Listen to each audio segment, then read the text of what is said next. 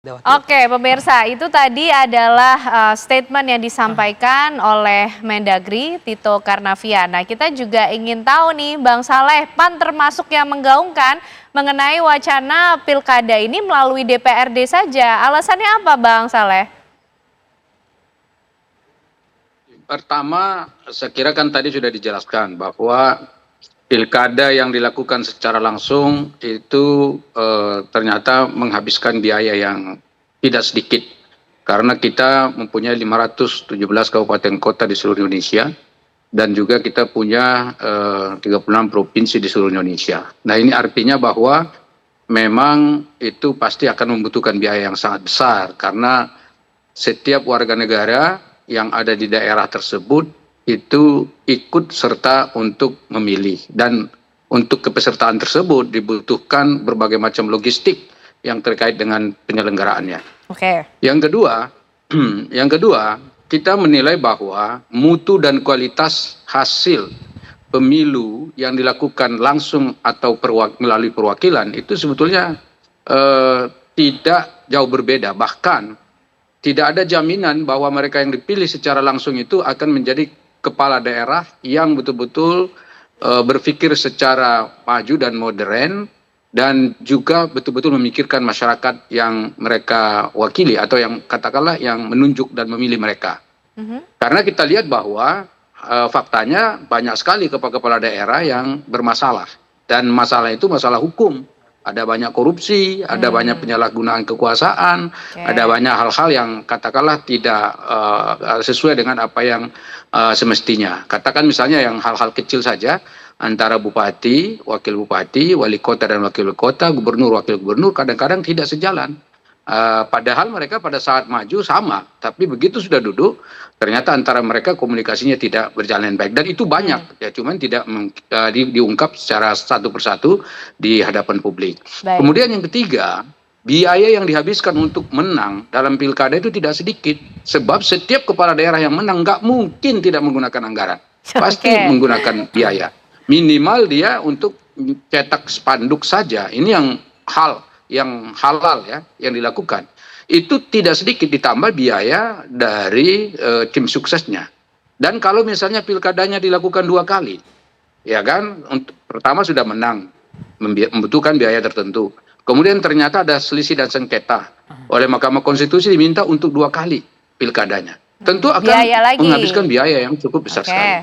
Ya, Dan kemudian yang ketiga, waktu yang dipakai untuk melakukan pilkada ini tidak sedikit, sehingga kita lihat misalnya mereka-mereka yang melakukan dan ikut pilkada itu sangat membutuhkan waktu yang tidak sedikit. Mereka harus melakukan sosialisasi jauh-jauh hari sebelumnya, dan jarang sekali mereka yang menang jika hanya melakukan sosialisasi dalam waktu yang sangat terbatas. Baik, Bang Nah, Saleh. kemudian yang berikutnya, saya tidak katakanlah melihat ada sisi negatif atau jelek dari pilkada langsung tersebut.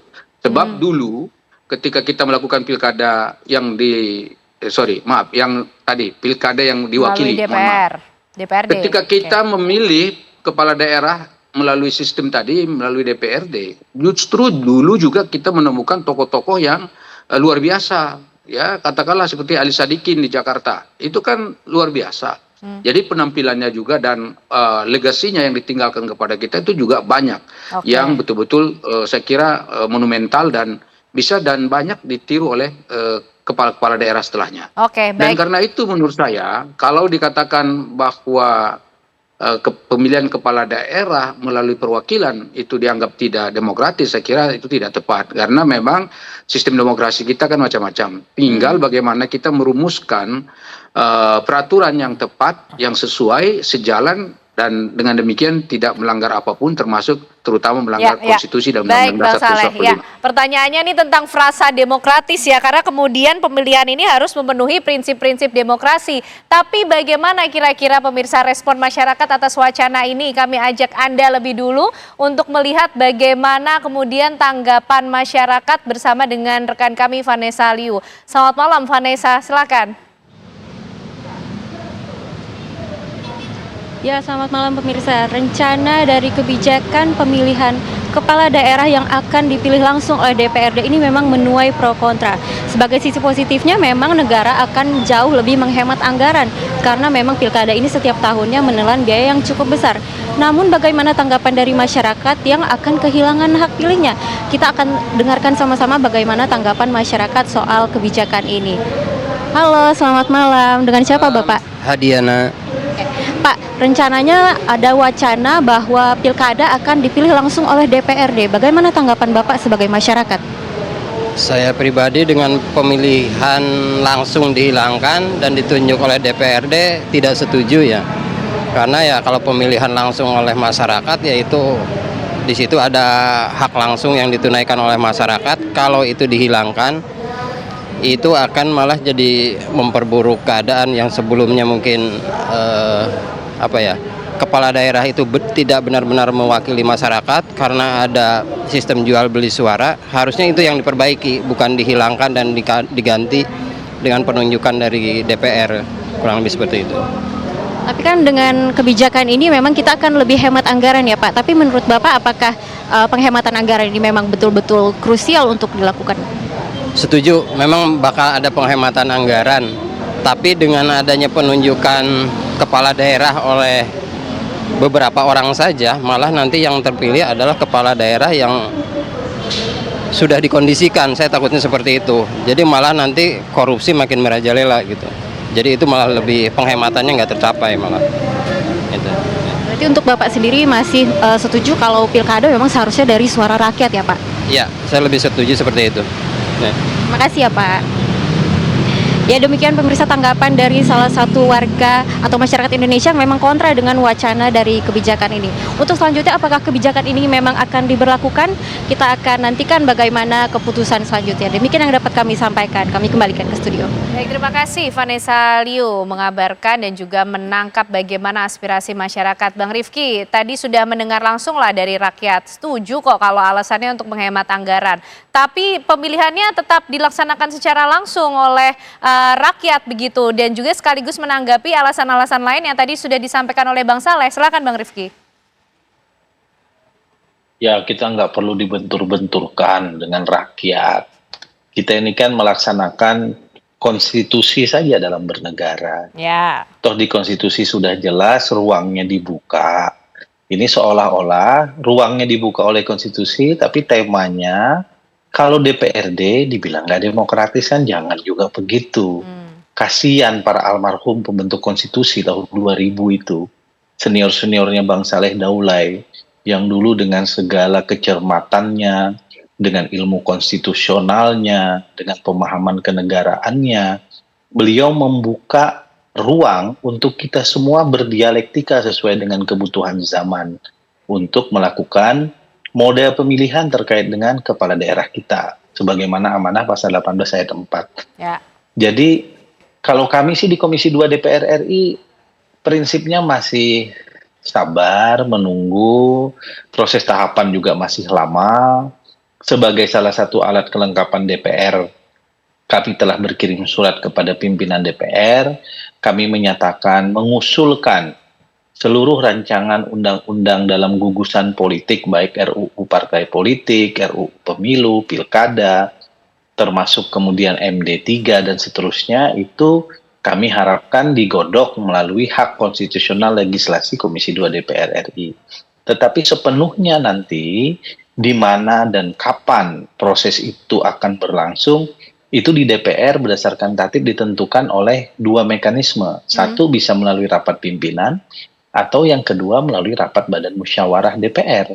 Di mana kedua-duanya belum mengagendakan kepada kami, semua di DPR termasuk ke Bang Saleh, kira-kira nanti penugasannya dikasih kemana.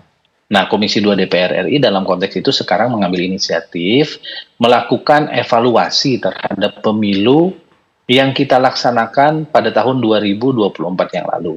Baik itu pemilu presiden, wakil presiden, pemilu legislatif, maupun pilkada. Yang pilkadanya sendiri sampai hari ini belum selesai, Ana. Karena kita masih menunggu 2 lagi kabupaten dan kota di Indonesia yang akan melakukan pemilihan ulang. Jadi hal-hal seperti ini juga harus kita buka mata dan telinga kita.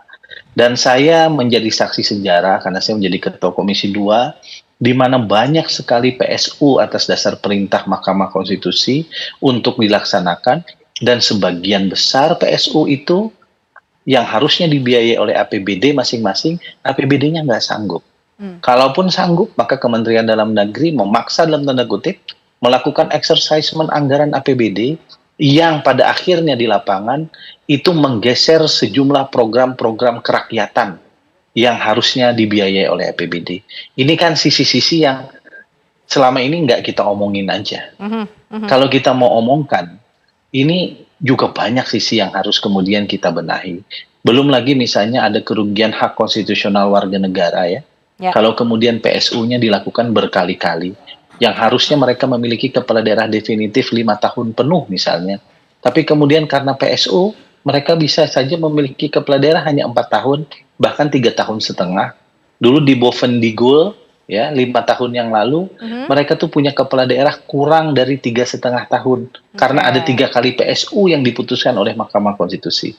Pilkada reguler dibawa ke MK, diminta PSU. Hasil PSU pertama dibawa ke MK, diminta PSU lagi. Sekali lagi dibawa ke MK, diminta PSU lagi. Kalau seperti ini, pada satu sisi kedaulatan rakyat betul terimplementasikan, terejawantahkan, tetapi kemudian dalam konteks berpraktek berpemerintahan, tata kelola bernegara kita, itu juga sesuatu yang harus kita pertimbangkan. Jadi saya kira tolong kita lihat ini dari optik yang lebih holistik, dalam bahasa Bang Saleh dan Bang Arya lebih kafah kita melihatnya, agar kita bisa mempertimbangkan kemaslahatan yang lebih besar untuk bangsa dan negara ini. Intinya untuk kemaslahatan yang lebih besar bagi bangsa dan negara. Jadi sabar dulu begitu ya Bang Rifki ya, karena Komisi 2 DPR akan betul-betul mengkaji mengenai hal ini. Bang Rifki, terima kasih atas diskusinya malam hari ini, tapi kita masih akan melanjutkan pembahasan ini tentunya pemirsa untuk Anda. Masih bersama dengan Bang Saleh dan juga Mas Arya. Usai jeda pemirsa, kami kembali untuk Anda.